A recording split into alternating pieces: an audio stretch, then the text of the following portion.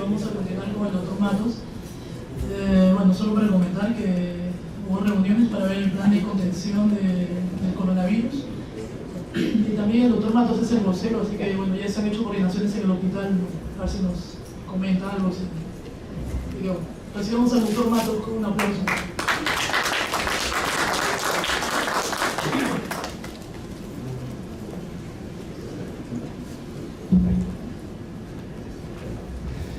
¿Qué tal? ¿Cómo están? Bueno, buenas tardes ya. Gracias por la invitación al cuerpo médico, gracias por la presentación. Y vamos a hablar de infecciones intrahospitalarias, lo que se llamaba infecciones intrahospitalarias. Ahora ustedes saben que ya tiene otro nombre, son infecciones asociadas a la atención en salud. IAS, ¿verdad? Y vamos a hablar de IAS en todo caso. ¿Por qué se cambió el nombre? Porque hospitalario denotaba que el paciente tenía que estar internado en un ambiente, en un pabellón para que sea intrahospitalario, y eso se ha visto que no. Porque una persona puede tener una infección asociada a un establecimiento sin necesidad de estar internado. Por ejemplo, en emergencia en observación, técnicamente no está hospitalizado todavía, pero puede infectarse, o un policlínico, o un lugar en el cual todavía no está internado ni siquiera 24 horas para adquirir un germen que pudiera infectarlo. Y entonces, el tiempo también tiene mucho que ver. A veces decimos, bueno, es una infección intrahospitalaria solamente durante el tiempo que está hospitalizado, y eso es mentira, ¿verdad? Ups, casi me sacó todo esto. Porque una persona también puede hacer post-alta infecciones intrahospitalarias. Por ejemplo, si una persona está internada hoy en el hospital, le damos de alta, tiene hipertensión, ICC descompensada, lo compensamos, lo mandamos a casa, si de aquí a una semana y media hace una neumonía, eso se considera intrahospitalario todavía. Por ejemplo, si nuestros amigos traumatólogos le ponen una prótesis de cadera a una paciente y esa prótesis se infecta de aquí a 3 meses, 6 meses o máximo un año, esa todavía se considera infección intrahospitalaria, por ejemplo. ¿Okay? Entonces el tiempo tiene mucho que ver, y les digo desde ahora que hay 52 infecciones intrahospitalarias que se pueden documentar. Sin embargo, solamente se vigilan algunas, como vamos a ver más adelante. Y eso tiene que ver con control de infecciones, que es diferente de bioseguridad. El área de control de infecciones tiene que ver con muchas cosas, muchas partes. Es por eso que la labor en el Comité de Control de Infecciones es arduo, es laborioso y tiene que ver con muchas aristas, como por ejemplo manejo de residuos sólidos, uso de antisépticos, precauciones estándar, vigilancia epidemiológica, esterilización, desinfección, aislamiento hospitalario, salud del personal, uso racional de microbianos y la vigilancia de resistencia bacteriana.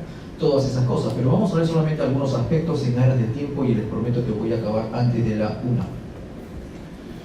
1. Las IAS agravan las enfermedades, o sea, un paciente entra solamente, en el ejemplo que les puse hace un rato, ICC y nada más, y probablemente esté programado para que lo compensemos en 3 o 4 días, eso lo hacemos todo el tiempo, los que están en medicina. Pero si por ahí tiene una infección intrahospitalaria por ITU, porque le pusimos una sonda y nos olvidamos de quitársela, lógicamente ya no va a estar 3 a 4 días, va a estar 1 semana, 2 semanas o de repente más tiempo. Agrava las enfermedades, también prolonga la estadía en un establecimiento de salud y produce algunas veces discapacidad a largo plazo. Yo les quiero preguntar, por ejemplo, ¿cuánto cuesta el día hospitalario en el Hospital Loaiza? ¿Saben ustedes? Bueno, los que están en el CIS no pagan nada, pero el que no está en el CIS es el particular, ahora conocido como particular. En mi época no había CIS y todos eran particulares. ¿Saben cuánto está? 18 soles me parece, o 21 soles, algo así. Y entonces, ¿pero ustedes creen que cueste 18 soles estar en el Hospital Loaiza internado? Definitivamente no cuesta 18 soles, ¿verdad? Aquí está el doctor Sánchez, en su momento hicimos un estudio hace algún tiempo y eso cuesta más de 400 soles diarios en un paciente fácil. En un paciente de UCI es mucho más todavía. Puede pasar 2.000 o 3.000 soles diarios, ¿verdad? Eso es lo que cuesta estar internado un paciente. Y entonces eso aumenta los costos también, no solamente de los hospitales, sino familiares. Ustedes han visto por cada persona internada en el hospital, la familia está afuera, ¿verdad? Y no trabaja, porque tiene que estar con su paciente, porque nosotros nos ocurrimos sacar a cada rato recetas, y entonces el paciente tiene que estar todo el día afuera, no trabaja ese día. Eso significa que no produce ese día. Entonces el que está internado tampoco produce. Es una pérdida familiar terrible, económica, tener un paciente internado aquí. Y sobre todo que le decimos, ¿saben qué? Vente más tarde, pues porque estamos ocupados, una cosa así, ¿no? Y aumento de costos adicionales y costos políticos también, como este de acá, ¿no? 10 bebés han muerto por presunta infección en hospital. Y como decía el doctor Loaiza, la prensa es muchas veces los notificantes y a veces se supone que es el cuarto poder del Estado, pero a veces es el primero, ¿verdad? Y entonces eso produce también costos políticos. Destituyen a director regional de salud por muertes de bebés. Así no hayan tenido la culpa, alguien tiene que tener una cabeza de moro y el hilo se rompe por el lado más débil.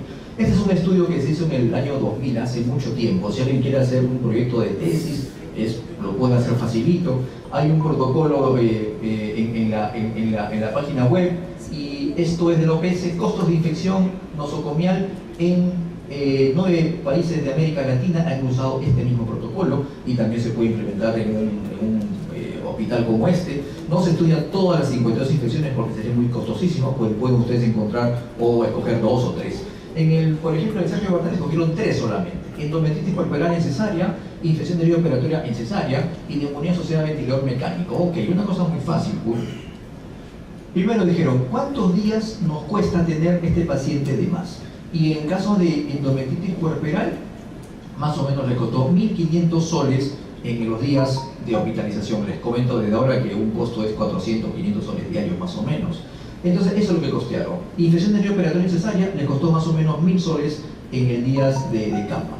Neumonía asociada al ventilador estaba en UCI, así que le costó un poco más, eso costó más o menos 4.600 soles. Y así costearon el antibiótico, costearon el cultivo, costearon la reintervención y costearon total. Salía más o menos $545 cada endometritis, salía $367 cada infección de vía operatoria, y salía más o menos $2.000 cada neumonía intrahospitalaria. Y lo que hicieron es algo fácil: multiplicarlo por el número de infecciones que habían sido reportadas en el año de ese tipo. Y entonces al final se dieron cuenta que habían gastado $76.000 al año en solamente 3 infecciones. Y ya les digo que pueden haber 52 tipos. O sea, en realidad no atacar las infecciones intrahospitalarias en un hospital es simplemente perder plata. Esos $76.000 pudieron haber sido utilizados en prevenirlas. Y entonces, la cadena de transmisión es esta de aquí. Ustedes saben, las formas de transmisión de las infecciones son básicamente pocas: por vía aérea, por gotitas, por contacto, por vehículo común inanimado y por vectores. Por gotitas, por ejemplo, es el caso del SARS, es el caso de ahora que nos convoca el coronavirus, qué sé yo, y como bien dice el doctor Loaiza, sería solamente necesario una mascarilla quirúrgica. Por un exceso de precaución utilizamos las N95, pero con mascarilla quirúrgica sería ideal. Pero las infecciones intrahospitalarias o las IAS básicamente son por contacto.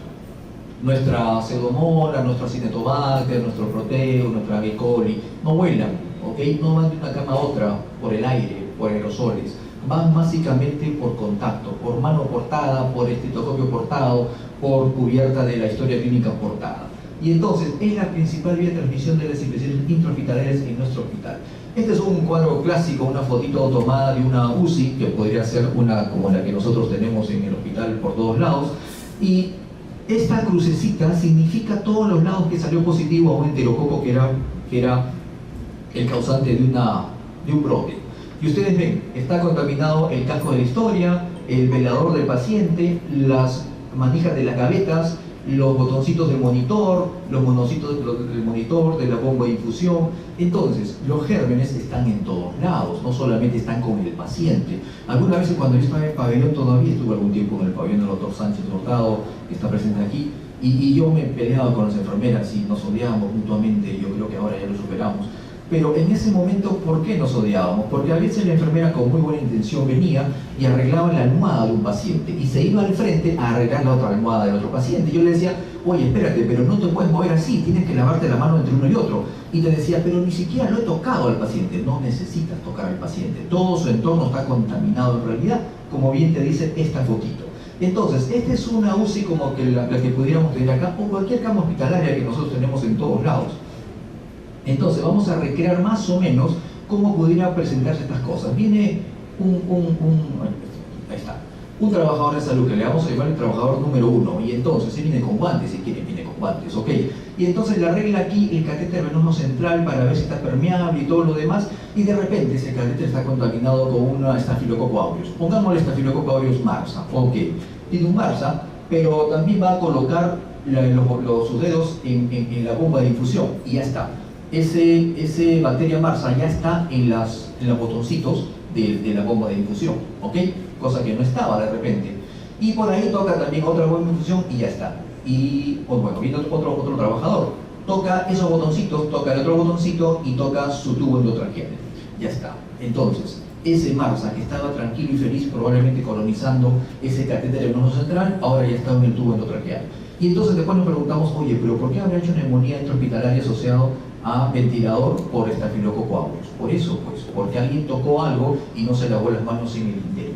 Viene otro trabajador y le agarra ese tubo, pero también le agarra la toalla y ya está Marsa en la toalla también. Y de ahí se va y viene otro trabajador, agarra algo de velador y se va a seguir contaminando a otro paciente. Y entonces habrán visto ustedes que es mano cortada. O sea, nosotros somos diseminadores de las infecciones intrahospitalarias y es bueno reconocerlo. Y entonces, en base a eso, sabemos que todo el entorno del paciente está contaminado, todo su entorno, la silla, el velador, su manija, su casco para la historia. Es por eso que a veces cuando pasamos visita, yo veo que ponen la historia en una cama y después la ponen en la otra y en la otra. Esa es la causa primaria de infección de tracto urinario. En caso de neumonía es el ventilador mecánico, en caso de las infecciones intravasculares el catéter vascular definitivamente. Y en el sitio quirúrgico, la profilaxis antibiótica inadecuada por los cirujanos, la incorrecta preparación de la piel y, lógicamente, inadecuados manejos de la herida, porque a veces curamos la herida de manera inadecuada y la infectamos. Y entonces, en el Perú, según la norma técnica o la directiva para la vigilancia epidemiológica de infecciones intrahospitalarias, tenemos que vigilar todo esto: en ginecobstetricia, endometritis por parto por cesárea, parto vaginal; en cirugía, infecciones de sitio quirúrgico en colecistectomías; en UCI de adultos, neumonías asociadas al ventilador y todo lo que dice aquí. Porque es imposible en un hospital vigilar todo. No se puede vigilar todo, es por eso que se vigilan algunos marcadores para ver cómo vamos. Y entonces la vigilancia en el Perú tiene que ser activa, selectiva y focalizada. Porque ya habíamos dicho, no se puede vigilar todo el tiempo. Los que somos mayorcitos acá, y somos minoría creo, porque veo muchos rostros jóvenes, podemos reconocer de repente a algunas enfermeras de aquí, ya que están en su pabellón, siguen trabajando, qué sé yo. Fue el primer sistema de vigilancia que trabajó en el Hospital Loaiza. Y no fue uno específicamente para esto, sino era en base a las horas extras que las jefas en ese momento tenían, y empezamos a vigilar todo el hospital. Ahora, lógicamente, epidemiología ya tiene un sistema de vigilancia establecido, pero estos fueron los primordios en los cuales empezamos a trabajar más o menos en 2007, 2008, por ahí.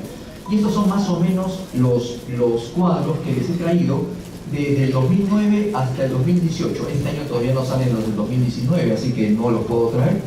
Pero tenemos estos de aquí. En neonatología, por ejemplo, miren ustedes la densidad e incidencia de bacteremia asociada al catéter venoso central en nuestros niñitos. Esto rojo de acá es el promedio histórico nuestro. Y no lo ven por ahí, pero yo les digo, hay una línea verdecita por acá que se supone es el promedio nacional, ¿ok? Que es el promedio en el cual las UCI de neonatología tienen en Perú más o menos el nivel. Y ven ustedes que algunos meses, algunos años hemos sobrepasado bastante el nivel del promedio nacional. Eso significa que todavía tenemos mucho por mejorar, ¿verdad? Esto es en el caso de neumonía asociada a ventilador en neonatología. Ven ustedes que la línea verdecita está por acá y nosotros hemos en algunos años, en algunos meses, sobrepasado esa línea también. Pero en otros hemos tenido cero, como ustedes ven aquí en estos intervalos. Y entonces, ¿qué factores de riesgo habrá en esos intervalos para tener cero y en otros tener unos resultados? Básicamente es la provisión de insumos, ¿verdad? O sea, si tenemos alcohol gel, si tenemos papel toalla, si tenemos mandilón, si tenemos guantes y tenemos todas esas cosas. Esto es en el servicio de ginecobstetricia, la incidencia de infección de herida operatoria por cesárea. Entonces, este es del 2009 al 2018. El promedio nacional es 1.23, o sea, por aquí. Ven ustedes que hay unos picos importantes, pero si nos detenemos a ver más de cerca, más o menos los picos están casi siempre al inicio de cada año. ¿Y eso por qué? Porque lógicamente llegan internos o llegan rotantes nuevos y que de repente no han internalizado todavía las medidas de control de infecciones que en los hospitales empiezan a establecer. Este es endometritis por parto vaginal, este es el promedio nacional y este es el promedio en nuestra institución. Ven ustedes que hay picos también muy importantes, es por eso que uno de los lugares donde debiéramos intervenir es ginecobstetricia para mejorar estos indicadores. Esto es ITU asociado a catéter urinario en medicina, en todos los servicios de medicina, en los 8 pabellones que tenemos, ¿verdad?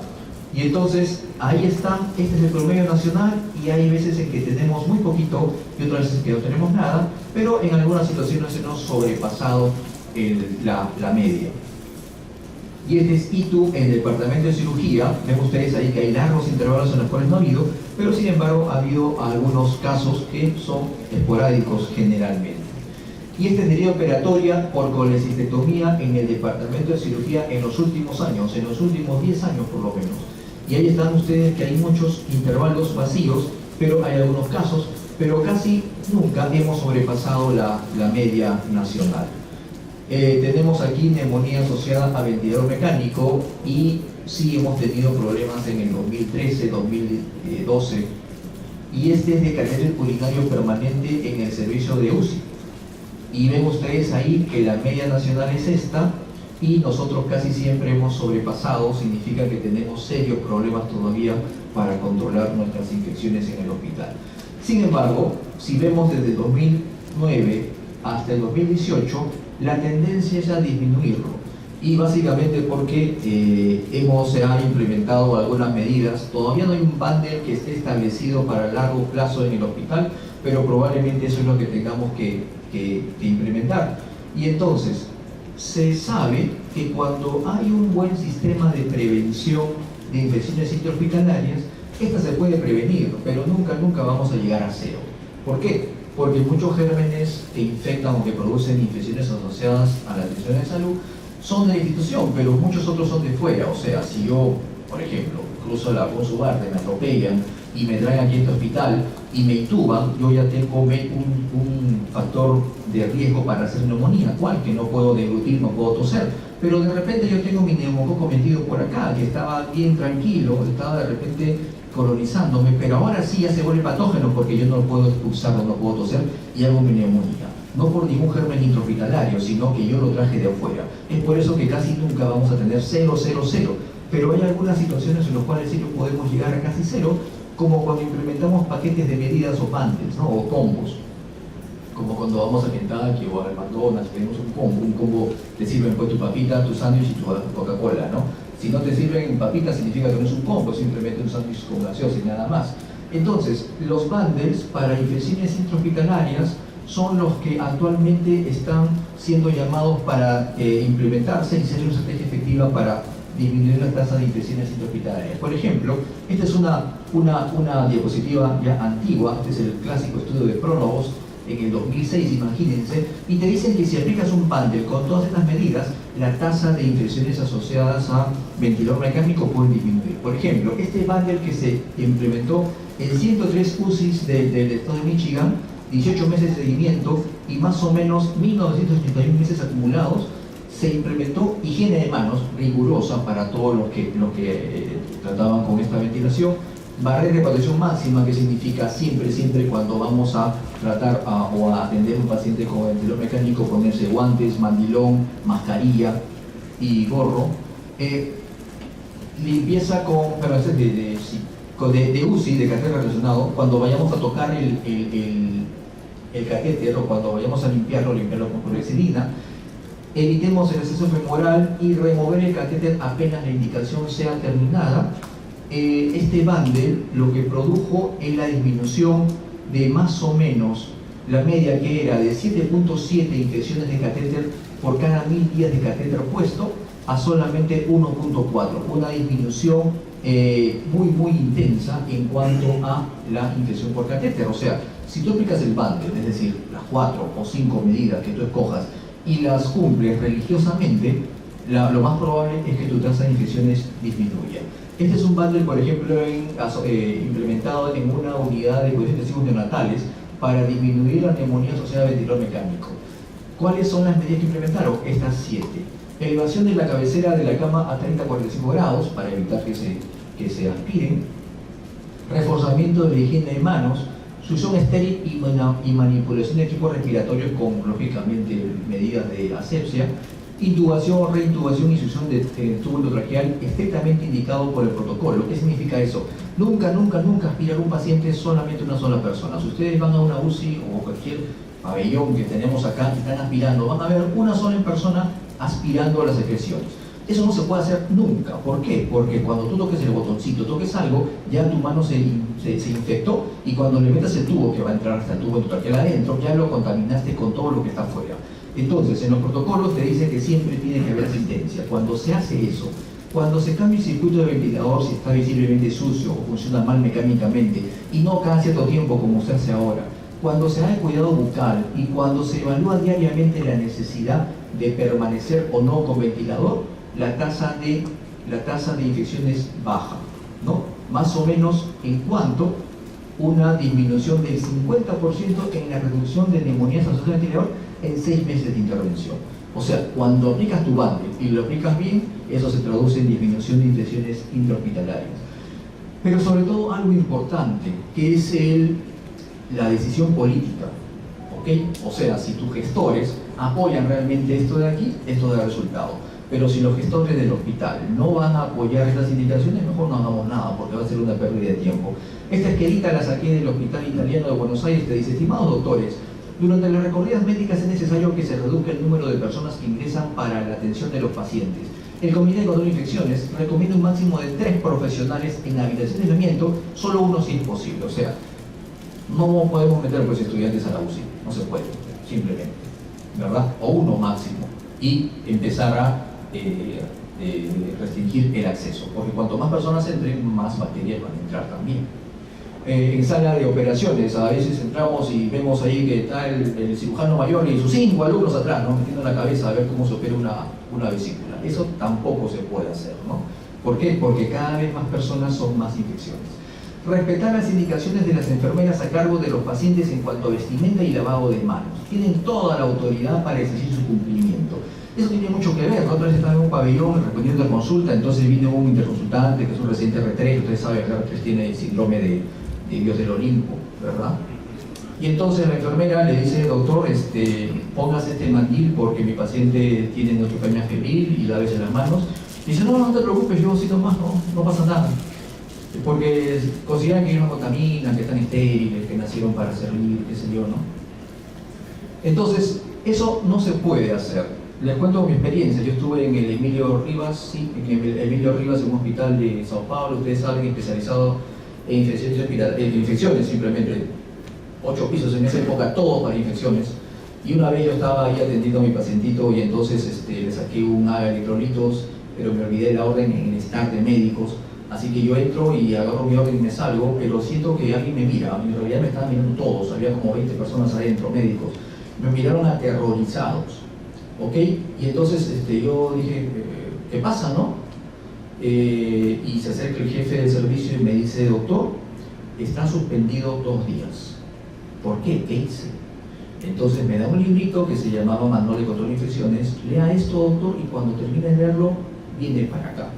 Y entonces empecé a leerlo y me di cuenta que nunca una muestra en esa zona sale del ambiente donde lo he tomado, ¿ok?